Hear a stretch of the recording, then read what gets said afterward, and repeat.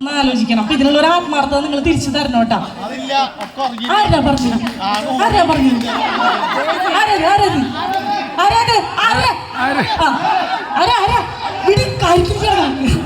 അപ്പൊ ഈ കാലഘട്ടങ്ങളുടെ വ്യത്യാസം നമ്മുടെ സിനിമാ ഗാനങ്ങളിലും പ്രതിഫലിക്കുന്നുണ്ട്. എൻ്റെ ഒരു ഒബ്സർവേഷൻ പറയാൻ കേട്ടോ. ഇത് ഞാൻ കുറ്റപ്പെടുത്തുന്നല്ല, എല്ലാം ക്രിയേറ്റിവിറ്റിയാണ്. ഇപ്പോഴത്തെ പാട്ടുകളായാലും പണ്ടത്തെ പാട്ടുകളായാലും അതൊക്കെ ക്രിയേറ്റിവിറ്റിയാണ്. ഒരാളുടെ ഒരുപാട് നാളത്തെ എഫേർട്ടും സ്വപ്നങ്ങളും ആഗ്രഹങ്ങളും ഒക്കെയാണ് ഈ ക്രിയേറ്റിവിറ്റി ആയിട്ട് വരുന്നത്. അപ്പോൾ അതുകൊണ്ട് അതിനെ കുറ്റപ്പെടുത്തുന്നതല്ല, ഈ ഒരു വ്യത്യാസത്തെ ഞാൻ താരതമ്യം ചെയ്യുന്നു അല്ലെങ്കിൽ കണക്ട് ചെയ്യുന്നു എന്നുള്ളത് മാത്രം.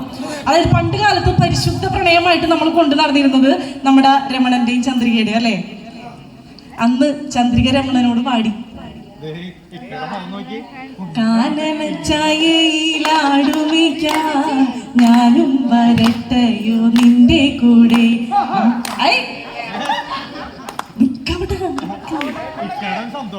നമ്മുടെ സംസ്കാര സമ്പന്നനായ കാമുകൻ തിരിച്ചെന്താണ് പറഞ്ഞത്? പാടില്ല പാടില്ല നമ്മെ നമ്മൾ പാടെ മറന്നൊന്നും ചെയ്തു കൂടാ. അതേസമയം ഇപ്പോഴാണെങ്കിലും ഞാനും വരട്ടെ ആടുമേക്കാൻ കാടിനുള്ളിൽ. ഏട്ടൻ മനം ചിന്തിക്കാണ് കാമുകൻ. പോരു പുന്നാരേ മാമ്പു പൂക്കും മാസമല്ലേ. തീർന്നില്ല, ചന്ദ്രിക പിന്നെയും പ്രലോഭിക്കാൻ നോക്കി. ഒന്നാം വനത്തിലെ കാഴ്ച കാണാൻ എന്നെയും കൂടുന്നു കൊണ്ടുപോകൂ.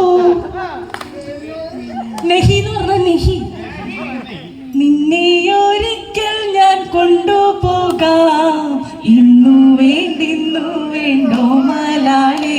അതേസമയം അവിടെ ഓടക്കുഴലൂതിക്കൊണ്ടടുത്തിരിക്കാം, ഒരു മഴ പായയിൽ കിടന്നുറങ്ങാം. അറിയാണ്ടൊന്നുമല്ല, ഓർത്ത് പറയാൻ പറ്റില്ല. അതുകൊണ്ടാണ് എന്തെങ്കിലും ഒന്ന് ട്യൂണിട്ട് അപ്പൊ പറയും വരി അറിഞ്ഞുവിടുന്നു. ഇതാണ് കുഴപ്പം. ഇനി ഇതൊക്കെ കഴിഞ്ഞ് പണ്ടത്തെ കാമുകിയുടെ പിറകെ നടന്ന് പാടുന്ന ഒരു പാട്ടുണ്ട്. മുല്ലപ്പൂം പല്ലിലോ